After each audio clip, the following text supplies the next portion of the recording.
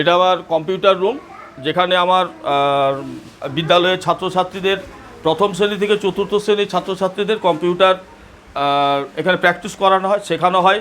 যেহেতু বর্তমান যুগ আমাদের কম্পিউটারের যুগ, প্রথম শ্রেণী থেকে চতুর্থ শ্রেণী মানে প্রাইমারি লেভেল থেকে যদি আমরা স্টুডেন্টদেরকে কম্পিউটার সম্বন্ধে কিছুটা ধারণা দিতে পারি, তো পরবর্তী জীবনে তাদের কম্পিউটারের প্রতি আকর্ষণ বাড়বে, বা যে কোনো এখন বর্তমান যুগের যে কোনো প্রফেশনে কম্পিউটার মাস্ট।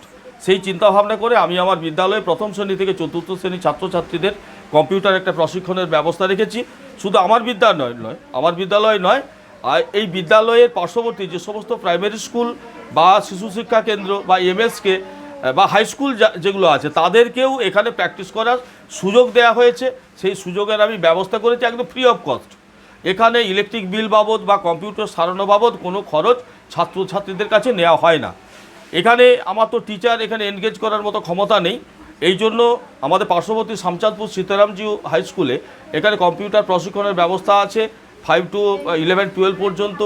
আমার বিদ্যালয়ের প্রাক্তন ছাত্র যারা এখানে প্র্যাকটিস করছে, ওরা আমার স্টুডেন্টদেরকে প্রথম শ্রেণী থেকে চতুর্থ শ্রেণীর ছাত্রছাত্রীদের ওরা স্কুলে এসে একটু রুটিন মাফিক শেখায়, এবং ওদেরকে ট্রেন করার জন্য এক্সপার্ট কিছু স্টুডেন্ট আছে। যেমন আমার নিজের ছেলে আমার এই স্কুলেরই ছাত্র, বর্তমানে সে সফটওয়্যার ইঞ্জিনিয়ার এবং অ্যান্ড্রয়েড ডেভেলপার।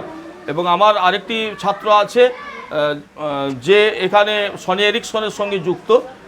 তাদেরকে অনুরোধ করেছি এবং তারা প্রতি সপ্তাহে এসে আমার হাই স্কুলের স্টুডেন্ট যারা হাই স্কুলে পড়ছে তাদেরকে কিছুটা রিস্ক করে। হাই স্কুলের স্টুডেন্ট তারা প্র্যাকটিসের সঙ্গে সঙ্গে আমার স্কুলের স্টুডেন্টদেরকে বা পার্শ্ববর্তী যে সমস্ত স্কুলের স্টুডেন্টরা এখানে আসে প্র্যাকটিস করে তাদেরকে সহযোগিতা করে।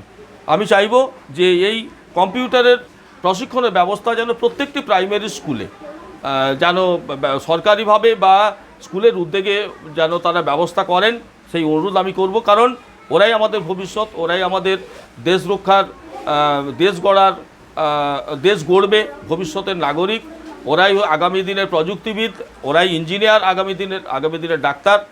আর আমার লক্ষ্য ওরা যেন মানুষের মতো মানুষ হতে পারে, সেই লক্ষ্যে আমরা এগিয়ে যাব।